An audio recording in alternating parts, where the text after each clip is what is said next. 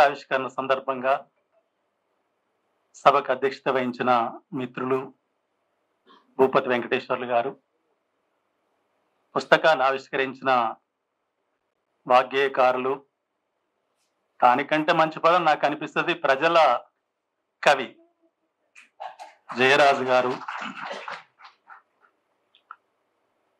పుస్తకాన్ని స్వీకరించిన ప్రజల పాటకాడు చింతల యాదగిరి గారు,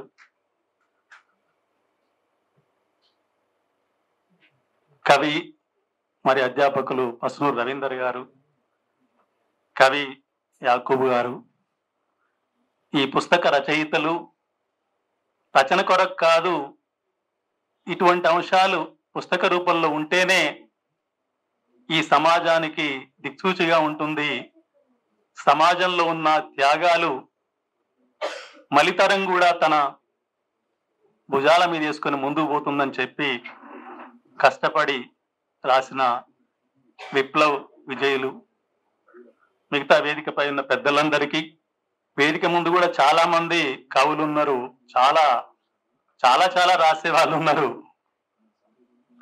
అందరికీ పేరు పేరున పెద్దలందరికీ నమస్కారాలు, చిన్నలకు అభినందనలు. నేను పిల్లలకు పాఠాలు చెప్పాను,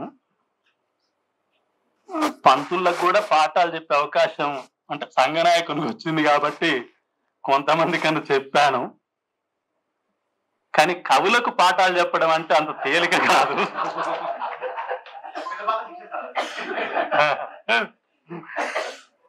ఇంతమంది కవులు రచయితలున్న సభలో నన్ను కూర్చుండబెట్టిన సభ నిర్వాహకులకు మరొకసారి కృతజ్ఞత తెలుపుకుంటున్నా.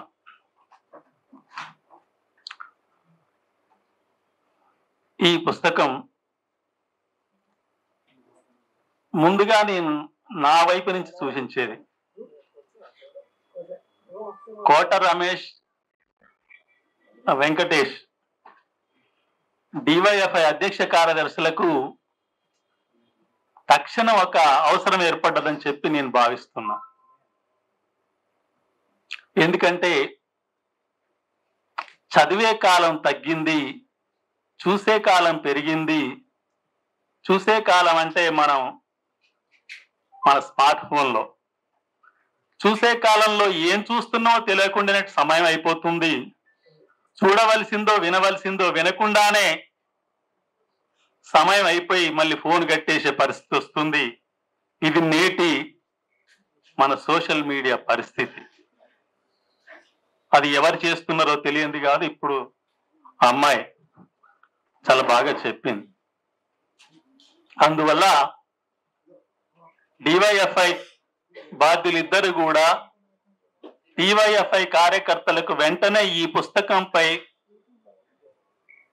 స్టడీ సర్కిల్ నిర్వహించాలని చెప్పి నేను సూచన చేస్తున్నా. అంత బాగా రాశారు. ఇక ఇంతకంటే ఈ స్టడీ సర్కిల్ నిర్వహించి ఈ పుస్తకంలోని ప్రతి అక్షరాన్ని ప్రతి వాక్యాన్ని చదివిరంటే తప్పనిసరిగా ఆ కార్యకర్తలు కార్యనిర్వహణలో ఎట్లుండాలనేది అర్థమవుతుంది, ముందుకెళ్తారు. పాక్షికంగా ఇది ఎస్ఎఫ్ఐకి కూడా ఉపయోగపడుతుందనే నాగరాజు గారు కానీ మూర్తికి కానీ నేను తెలియజేస్తున్నా.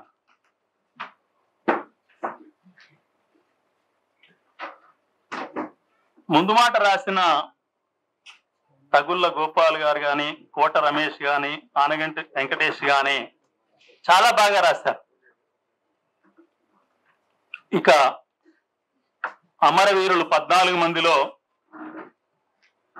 రాసిన విషయం, ఇందులో నాకు గుర్తున్న వాళ్ళు ఒక 5 14 మందిలో. 2 రంగారెడ్డి జిల్లా వాళ్ళు, ఇప్పుడు కూడా రంగారెడ్డి జిల్లాలోనే ఉంది ఆ భాగం, మంచాల మండలం. 3 నల్లగొండ జిల్లా వాళ్ళు, ఇప్పుడు 2 నల్లగొండ జిల్లాకు వస్తారు, ఒకరేమో సూర్యాపేట జిల్లాకు వస్తారు. ఈ 5 నాకు కొంత ముఖ పరిచయం కానీ వాళ్ళ చర్యలు కానీ చూసిన వాడిని. ఇక ఉమ్మడి మహబూబ్ నగర్ లేదా ఇప్పుడు నాగర్ కర్నూలు జిల్లాకు చెందిన 3 అమరవీరులు.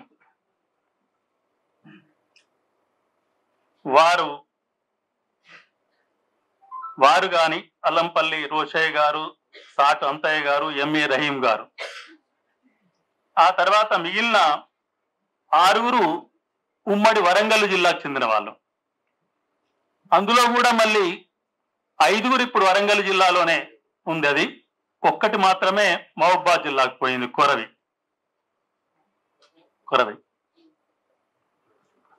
ఇక్కడ రాసిన లోతైన అంశం, ఒక దగ్గర వర్గశత్రు మాటేసి చంపిస్తే ఒక దగ్గర మిత్రులు అనుకునే వాళ్ళే, ముఖ్యంగా నాగర్ కర్నూలు, ఇది చాలా కీలకమైంది. నాగర్ కర్నూలులో జరిగిన 3 హత్యలు కూడా వామపక్షం అని చెప్పి పేరు చెప్పుకున్న వాళ్ళే హత్య చేసిన సంఘటన. వరంగల్లో కూడా ఒక సందర్భం ఆరిట్లో. అంటే విప్లవ్ విజయ్ వర్గ శత్రువే కాదు, ఒకే వర్గానికి చెందినా కూడా కొన్ని సందర్భాల్లో నిజమైన ప్రజానాయకుల్ని, ప్రజల కొరకు పనిచేసే వాళ్ళను ఎలా అంతమొందిస్తారనేది ఈ పుస్తకంలో కళ్ళకు కట్టినట్టు రాసి చూపెట్టారు. అందుకనే నేను డివైఎఫ్ఐ కార్యకర్తలందరూ ఇది ఒక స్టడీ సర్కిల్, ఎందుకంటే ఆషామాషిగా చదివితే సరిపోదు. ప్రతి అక్షరం చదవాలి, ప్రతి పదం చదవాలి. ఇది రచనా విధానం కానీ, వారు చేసిన శ్రమ కానీ. ఒక మాట చెప్పారు, ఈ యాత్రకు బయలుదేరుతుంటే విజయ్ రెడీ అయి పోయే సమయంలో తయారై విప్లవకు ఒక చెయ్యి ఇబ్బంది పెడుతుంటే, ఎవరు రాట్లేరు తమ్ముడు నువ్వు రావాల్సిందే అంటే బైక్ ఎక్కిపోవటం అంటే అది చిన్న విషయమేం కాదు. కాబట్టి త్యాగాల కొరకు మనిషి ఎలా ఉంటాడు, అదే నిజమైన కమ్యూనిజం, అదే కమ్యూనిస్ట్ విధానం, కమ్యూనిస్ట్ మనిషి తత్వం అనేది కవి యాకూబ్ గారు ఇప్పుడే చెప్పారు. నేను కూడా అప్పుడప్పుడు అంటుంటా, మా ఉపాధ్యాయులలో రకరకాల రాజకీయ భావాలు ఉన్న వాళ్ళు ఉంటారు, కానీ రాజకీయ భావం భిన్నమైనా కూడా వాళ్ళ పని విధానం చూస్తే నువ్వు కమ్యూనిస్ట్ కంటే తక్కువేం కాదు, ఎందుకు నువ్వు ఇక అని అనేక సందర్భాలు అన్న సందర్భం ఉంది. అంటే పని విధానం. పరాకాష్ఠ ఏం చెప్పారు, ఎదుటి మనిషి కష్టాల్లో ఉన్నప్పుడు కదిలించి ఆదుకోవటం కంటే కమ్యూనిజం గొప్ప ఇంకంతకంటే ఏముంటది, అదే కదా. అందువల్ల ఆ రకంగా ఈ కథనం ఉంది, ఈ పుస్తకం ఉంది. ఈ పుస్తకం ఆ రకంగా పనిచేస్తుందని చెప్పి తెలియచేస్తూ, యువ రచయిత్రి అమ్మాయి చెప్పిన దానికి ఈ సందర్భంగా నేను నా వైపు నుంచి ఒక మాట చెప్పాలనుకుంటున్నాను. రామాలయం అక్షింతలు మనం చూస్తున్నాం, ఎలా ఎదుర్కోవాలి దాన్ని, ఎలా ఎదుర్కొందాం. ఒక తరుణం వచ్చినప్పుడు ఎవరైతే ఈ పురోగామి శక్తులకు వ్యతిరేకంగా పనిచేసే తిరోగామి శక్తులు ఉన్నాయో, ఆ శక్తులు చేసే చర్యలకు విరుగుడు చర్యలే నిజమైన సమాధానం ఇస్తాయి. నేను మీ అందరినీ కోరుతున్నా, రేపు 26వ జనవరి వస్తుంది, రాజ్యాంగ అమల్లోకి వచ్చి అప్పటికి 74 సంవత్సరాలు పూర్తయి 75వ సంవత్సరంలో అడుగు పెడుతుంది. మనం ఎవరికి వాళ్ళం? రాజ్యాంగ పీఠికను, ఆ పీఠిక యొక్క లక్ష్యాన్ని ప్రింట్ చేసి ఆ చిన్న కరపత్రాన్ని గడప గడపకు పంచుదాం. అదే అదే అదే తిరోగామి శక్తులకు సమాధానం అయితే. అటువంటి కార్యక్రమాల్ని మనం పదే పదే తీసుకుపోతేనే ఎదుర్కొనే సత్తా వస్తుంది. ఎందుకంటే ఈరోజు సోషల్ మీడియా కబలించబడ్డది. ఓపెన్ చేసి చూస్తే పనికిరాని 75% ఉంటే పనికొచ్చేయి 25% కూడా లేవు. సర్చి కొట్టుకుంటే తప్ప పనికొచ్చేది కనిపించటం లేదు. అందుకొరకు ఈ పద్ధతిలో పనిచేయడమే అమరవీరులకు అర్పించే నివాళులు. ఆ కుటుంబాలు చాలా మంది వచ్చారు. వారందరికీ మీరు అమరుల్ని అందించిన కుటుంబాలు మీకు ఇవే విప్లవ వందనాలు. నాకు తెలిసిన వాళ్ళు నేను 63+. పాషా ఒక్కడే అమరవీరులు 14 మందిలో మహబూబ్ పాషా ఒక్కరే నాకంటే పెద్దవారు. 1950లో పుట్టి ఉండవచ్చు అనేది రాశారు. మిగతా వాళ్ళందరూ కూడా 1960 తర్వాత పుట్టిన వాళ్ళే. నేను 1960 పుట్టింది. కొందరైతే Narahari 21 years at the age of 21.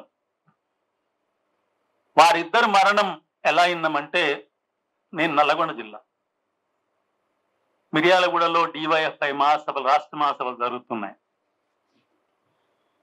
ఆ మహాసభల సందర్భంగా ఇబ్రాహీంపట్నం ఆ ప్రాంతంలో, ఆ తాలూకాలో 2 వీరులను చంపేశారని చెప్పి సభలోనే ప్రకటించారు.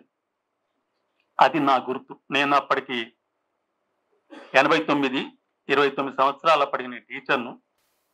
83లోనే టీచర్ను. నేను ఆ సభలో ఉన్నాను, విన్నాను.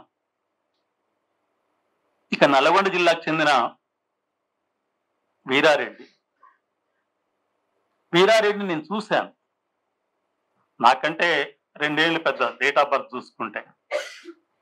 ఎలా చూశానంటే, 1975-76లో నేను 10th చదువుతున్నా. ఆగామోత్కూర్ అనే ఒక గ్రామం హై స్కూలు. ఆ స్కూల్లో టీచర్ల బోధనలో ఏదో తేడా వచ్చింది. అంత అర్థం చేసుకునే శక్తి కూడా నాకు ఇంకా రాలేదు. ఆ సమయంలో ఎస్ఎఫ్ఐగా వీరారెడ్డి వచ్చి, అంటే అప్పుడు ఇంటర్మీడియట్ చదువుతున్నాడు, నాకంటే 2 ఏళ్ళు పెద్ద కాబట్టి, వచ్చి టీచర్లు నిలేసి మీరేం పద్ధతి, చదువు చెప్పాలి కానీ ఈ సంస్కారాలు ఏంటి, పనులేంటని ప్రశ్నించిన తీరును మాత్రం నా కళ్ళతో చూశాను. ఆ బల్లో నేను చదువుతున్నా, అతను వచ్చి నిలేసిన తత్వం. నల్గొండ జిల్లా ఈశ్వర్ చాలా చిన్నోడు, నేను అప్పటికి చాలా పెద్దోని. టీచర్స్ చూశాను, ఎస్ఎఫ్ఐలో కానీ డివైఎఫ్లో కానీ నేను పిల్లల్ని చూశాను. శ్రీనివాస్ రెడ్డిని కూడా చూశాను. విజయ్ రాసిన దాంట్లో 2005లో నరసింహలగూడెంలో ఎస్ఎఫ్ఐ క్లాసులు పెట్టారు, సీనన్నే తానే మొత్తమై చూశాడని చెప్పి రాశాడు. ఆ క్లాసులలో నేను ఒక పాఠం కూడా చెప్పాను, నాకు గుర్తుంది.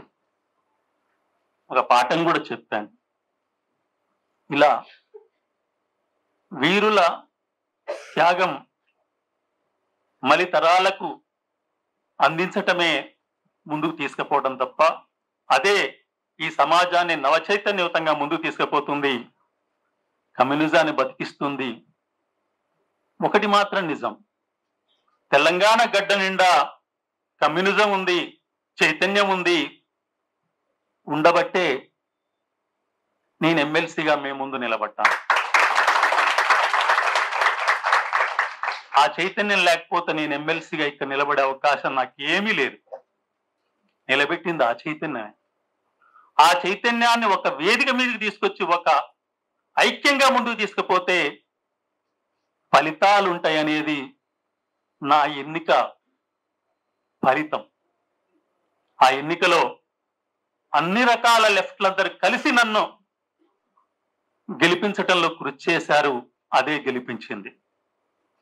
కాబట్టి ఈ తరానికి, ఇప్పుడున్న మనందరికి కూడా కమ్యూనిస్టులందరూ ఐక్యతతో ఆ చైతన్యాన్ని ముందుకు తీసుకుపోవటమే మన లక్ష్యం అని చెప్పి తెలుపుతూ మరొకసారి వేదికకు అందరికి నమస్కారం తెలుపుతూ ముగిస్తున్నాను.